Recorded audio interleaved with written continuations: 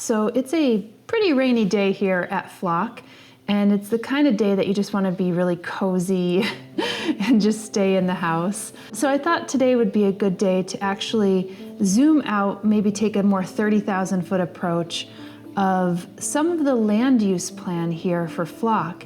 And it's not something that we had a good grasp of right when we got here. I mean, really, when you get on a piece of land, you really have to suss it out, you feel it out, you walk it. Look, he has a raised bed here. It's filled up with weeds though. So we could actually clear all these raised beds. Look at all these are raised beds. So this is where vegetables could be planted. But it's all built up. Like this can all be weeded. Yeah. But this could be turned into a beautiful meadow. And if we go down here, you can see it just walks all the way around the perimeter of this lake. I mean, you can't even call it a pond, it's like a lake. You know, in permaculture principles, they often define zones, and you'll often see that in this circular kind of bullseye pattern where the home is the center and then the corresponding zones get less and less use. So the last zone would be the wilderness or wild parts of the land that you might go out and visit infrequently and observe, but the central part, the zone 0 part, is really the center of the home. And it's not always a neat little concentric circle. Oftentimes there's multiple center points. And I think as we start to develop Flock, we realize that we're going to have multiple center points because there's going to be multiple families actually living here. Now, right now, I am in what is going to be referred to, or that we're referring to, as the common house. This is the main house where we're all staying, but this is undergoing renovation and will probably undergo more serious renovation after we finish the tiny house or the meadow house, which is further down the hill. But eventually there's going to be people living in different homes, including the meadow house, and that will also have its kind of center. So it's not going to have these neat concentric circles. You shouldn't feel really tied to that, but it does help give you a framework of how you actually think about the land and how you'll actually use it. Now, we're constantly changing our maps from the paths, looking at drone images and looking at different paths of how we'd actually approach different aspects of the land. So I don't want to say that these are set in stone, but they're just general use. And I'm actually looking at my computer here because I'll actually be doing some screen recording so you could see what I'm actually looking at, so you could see how we're thinking about using the land. So if you see this is a pretty colorful map of different areas, and I'm going to make this a black and white map because it's going to be a lot easier for us to see. But you could still see how we have the central house. This is the main common house that we are in, and then you'll see the native low meadow lawn and the bulb lawn that we had recently put in, and then our herb and pollinator garden. I still haven't actually finished up the herb garden yet, but that's where a lot of our ornamental gardens are. So our shade garden that we recently did a video on, and our pollinator garden, which we recently did a video on. And then you have off to the left side of that, which would actually be the northwest side of the common house. You'll see a vegetable garden that we haven't yet started, but we're actually working on it right now. And there's a lot of structures here that actually don't exist yet, but that's where we project some of the existing homes will eventually go. We have a greenhouse listed, but there's not a greenhouse here. So we're really just projecting of how we're actually going to be using the land. So let's go back to those permaculture zones. So as I mentioned, zone 0 is kind of like the center of the house. So kind of where I am here, this is like part of the kitchen living room. It's a more open space format, which we absolutely love, because for the common house, you want a space that you could gather in and that you could enjoy. So I can imagine that we come here, we actually share meals. Downstairs will eventually be more like a speakeasy cinema room with like a little, kind of, when I think about speakeasy, you think of like a little bit of a bar, but we're thinking of like a tea room or a tea bar, for instance. And then it has this expansive porch outside of the common house, which basically wraps around almost on all sides. So it gives you an opportunity to sit and have small, intimate gatherings. This place is going to undergo renovations, but we're likely not going to really do them in earnest until we actually get the meadow house done. And we've definitely hit that, I would say, 55 to 60% complete with the meadow home, but there's still quite a bit of work to do. So if zone 0 is these red areas where eventually the homes will go, then I would say that zone 1 is more of like the house area that you interact with on a daily basis, multiple times a day. So these are areas that are immediately around your home, and we're gonna have our vegetable garden there, we have our ornamental garden, so those are something that I interact with definitely more times in one day. And sometimes it's just watering the garden, sometimes it's just sitting and enjoying and seeing the birds take a bath in the bird bath, or the little chipmunks run through. So those are things that we're kind of interacting with on a regular basis. When we put the gazebo and the vegetable garden in, that will definitely be central to all the homes, including the common house. Some folks may actually put like the chicken coop out into another zone. I would put the chicken coop definitely in that zone 1. I think my partners will probably be grateful that I'm not considering the chickens in zone 0, because as many of you have known, I have lived with chickens, foster chickens, in my own home in my apartment, and that was a lot to ask, and it's a lot to ask of your partners. So I would say, yes, the chicken coop is gonna go in zone 1, and I plan to spend a lot of time with our chickens and maybe potentially ducks as well. So those are just, again, future projections, but I would include that in zone 1 along with the greenhouse. That's something that I'll probably end up spending a lot of time with. And you'll notice that the coop, the compost pile, and the greenhouse are all closely linked.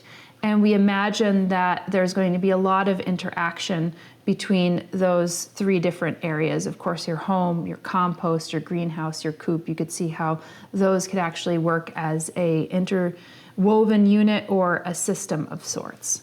Then, 2 is going to be more of regular visits, but not maybe 3 or 4 times a day, but maybe once a day. And I would imagine that's going to be more of our orchard, berry, flower and fruit, and agroforestry area. At least that's more around the common house. You'll see that I also included something called the tea house garden, and that is something that's going to be off the other homes, that's on the other side of Half Lake. And that's something that is going to be a place that you could go to that's a bit more pensive. Maybe you want to just have some tea there. Maybe you want to read a book. Maybe you want to meditate. So that's going to be away from the homes, but close enough on a path that you could actually get to it. Then on the eastern side of it, you see this larger orange area of, like I had mentioned, the agroforestry, flower and fruit area, orchard and berries. Orchards and berries, that's something that we have started to work on here. We actually just started to create a lot of the berms. We planted up quite a bit this year. Agroforestry area is not something that we've actually, worked on, other than keeping the Solidago canadensis down in that area, mowing it out, and getting a sense for how large it is. And part of the reason why we haven't worked on that too much, other than actually putting some Stropharia mushrooms back there, which, by the way, I did check on, and there's so much beautiful mycelium back there. Well, what do you know? I just came out to check, and look, Stropharia mushrooms. Unbelievable. This is the year. So cool. So I actually took some of that Stropharia and I started to put it into some of the beds that are closer around the home, because again, this is part of the reason why the agroforestry is not in zone 1. It's because it's something that we don't go to on a daily basis, but we do maybe hit it up a bit more regularly. Now the flower and fruit area is an area that we were calling the interstitial area, and I had showcased that on a previous video. And our ideas with this is to actually have beautiful, primarily flowering and fruiting trees, but maybe they're not the fruiting trees that you and I would typically eat on a regular basis. So I'm thinking more along the lines of like amelanchier or service berries, which are totally fine and absolutely edible. but we actually see that interstitial area more for wildlife and for birds. So we've created that as a space where we're introducing a lot of native species and shrubs like Lindera benzoin, which is the spicebush plant, which is the host plant for spicebush swallowtails. We have bayberry, which I have never seen on this land, but it's native to here. And cedar waxwings absolutely love that plant. And gosh, there's just so many different things. We'll have to do an update on the interstitial to kind of show you what we've done there, because we've planted definitely over 50 shrubs, and if not 50 kind of sub-canopy trees, then a little over 50 or a little under 50, somewhere around there. So we've planted about 100 sub-canopy trees and also shrubs and even some herbaceous layers as well within that area, in hopes that it will establish and that we can enjoy it sooner rather than later. So let me step back, because there's a whole other area that would be zone 2 here. And that would be, again, around the meadow house, because that's its own unit. And so you're starting to see how, depending on where you are on the land and where you're actually staying, you might actually use that just as much as the folks maybe staying in the common house or the homes on the upper part. So the zone 2 area around here would be the different ponds. And right now we have to really reclaim the land of the ponds, because it's very weedy. There's a lot of exotic grasses that are growing there that were forage grasses that are actually quite aggressive, and that we never really dealt with when we were installing the native meadow. So that's something that we kind of have to tackle. And we kind of pushed off the ponds into a 2023 project. It's not something I think that we could really do at earnest this year, and it really wasn't in our plans for this year as well. Then we have also this large 40 by 60 barn that is entirely so useful to us. And actually Sonder is working on building a workshop down there, a wood workshop, so that he could build cabinetry and everything like that for the meadow house.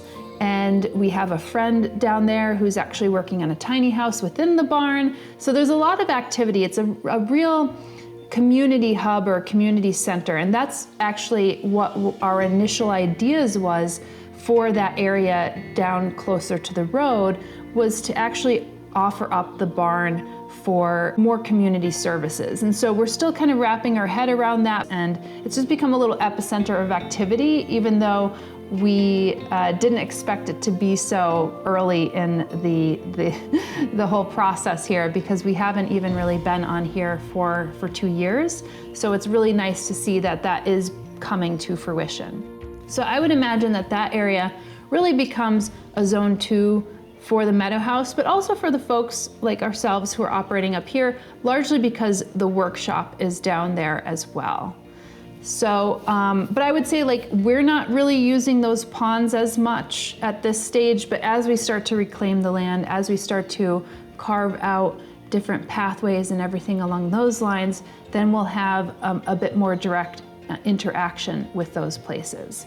3 is the Nut Grove Flower and Fruit and the Red and White Garden, we're calling it. I mean, these are just kind of generic names that give a grand overview of what we're actually doing. I like to name things because I'm also documenting the different types of plant species and varieties that we're actually planting in these areas. So I'm trying to keep a close tab on that, because I'd like to understand the species that actually existed here previously and the ones that we are actually introducing here, because it's something that we could monitor and observe over time. And then we'll have a greater idea of what we've actually introduced or reintroduced to this area, and see if it grows and spreads and if it's happy.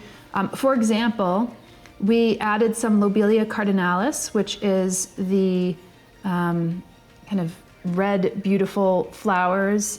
I'm always like blanking, it's cardinal flower. I'm always blanking on the common names.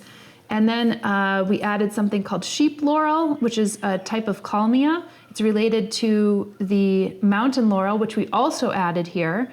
So these are things that we're just kind of trying out, but we, would be native, and you would typically see them in this area. And maybe they got grazed because this had been old grazing land at some stage. Maybe it did never exist here, but it at least is native to the region and native to the area. So those are things that we're actually keeping lots of tabs of. Now, I should say it's not all native plants that we're bringing in here, and it's not all native plants that actually exist here already. In our ornamental gardens, I'm actually taking a little bit more lax approach to what we're bringing in here, but for the things that we're growing more in the quote unquote wild areas, we're introducing plants that are native. Okay, so this area is kind of an area, and again, it's in relation to all the other zones, right? So this is something that you go to more infrequently than the previous zone, zone 2, but this is something that we still have access to because it's right along the road, it's right along the driveway, it's very close to the meadow house. So this is the nut grove. This is where we have the hickory and the oaks and the hazelnuts and the pecans and some fruits kind of coming in from the flower and fruit area. We imagine that if we start to dot some tiny homes or some tents, for instance, in the flower and fruit area, that more people would actually interact and engage with the nut grove area. But for right now, we're including it in zone 3. And then we have some more flower and fruit areas. So the nut grove is sandwiched in between 2 flower and fruit areas. And that's something that we're starting to reclaim, but not really in earnest. Probably, again, it's going to be punted to a 2023 or a 2024 project. Then the next section would be zone 4, and I would say that this area is somewhat managed, but for us it'll probably be more for flower picking or for foraging, because I've included the high meadow and the wet meadow and even this kind of boggy area in the back as an area that's more of a pass-through area. So we haven't really defined all the different pathways through this high meadow area. We haven't really gone in with our mower and mowed some of the paths because we're not quite sure how we're actually going to be using it yet. But we imagine that this area is going to be mainly wild but semi-managed because we're going to have to probably mow it once or twice a year just to keep the quaking aspens and any of the trees that want to actually move in to create a forest. If we create a forest in this area, we then ruin a view. We then have less of a diverse habitat because there's dozens and dozens of acres of forest around us, and we want to manage that as forest, but we'd like to manage this area more as a meadow with forest trees planted throughout. Then finally, the last area is more of like the wilderness zone, which I don't know if you even say that there's true wilderness around here, but the wild parts, the places that you maybe infrequently visit. Maybe you go for a strenuous walk in the woods on some of the trails. Maybe there's no trails, but these are places where you could go to really observe nature and see if you could actually take some of her lessons back and utilize that in your core area that you utilize more. But our idea is that we would manage some of these wild parts. We found some areas in the woods that when we walked with foresters that definitely could be in dire straits in the next 30 or 40 years. So we started to come up with a 200-year plan for the greater forest area. But we're actually starting to do that plan within more of the managed forest areas by introducing, or I should say reintroducing some native species that we've lost within the forest, and also starting to fence some of the forest in, because you've probably seen here on the channel, we talk about a lot of the deer pressures. The deer pressures are real here. No matter how much hunting there is, deer populations are exploding and have exploded. And the amount of damage that gets done to oak seedlings and forest regeneration, and not just oak seedlings, like lots of seedlings, but oak is their preferential food. There's not a lot of recruitment and regeneration in the woods, and you could tune into some of the videos that we had on our deer fences. All right, so you can see this is as far as they're going to extend the fence, the main deer fence. So you can see that's pretty much done. The line is tensioned. And this is where we're starting our other fence. So we could only really afford up to here. And so we're temporarily putting this trident fencing here in the woods to finish the fence off, and hopefully that will last a little while. But the rest of this is looking really good, and hopefully we could see some more regeneration in this forest if this actually works. They've been working pretty well, and I say pretty well because we've had a few deer actually get in. A mom and her baby got in. They'll somehow scuttle in through the evening, and then we fixed that part of the area of the fence because some of the fence is actually old. We were able to install a new fence in some areas, but it's not really cost effective for us, at least at this stage. So we're just actually working with the old fence and doing some of our own DIY repairs on it. But otherwise, we wouldn't have been able to have the amazing bulb show that we had because tulips are basically just deer lollipops. And we wouldn't have been able to plant all of the fruit and nut trees and the berry bushes that we have if we didn't curtail the deer pressure here. So even though this isn't the whole land, you get the sense that the core piece of this land, which is, I would say, somewhere around 15 acres, is really what we're going to be interacting with and engaging with on a regular basis. And so these are the ones, this is the area, this kind of colorful blob right here is really the area that we're going to be managing over the course of the time that we're here. So I do hope this helps you get a sense of how we're actually going to be managing the land, and maybe it'll give you some inspiration of how you might be managing yours. And even if you're not on land right now, it's something for you to think about if you're thinking about actually moving into a space and getting a little plot of earth. All right, guys, see you later.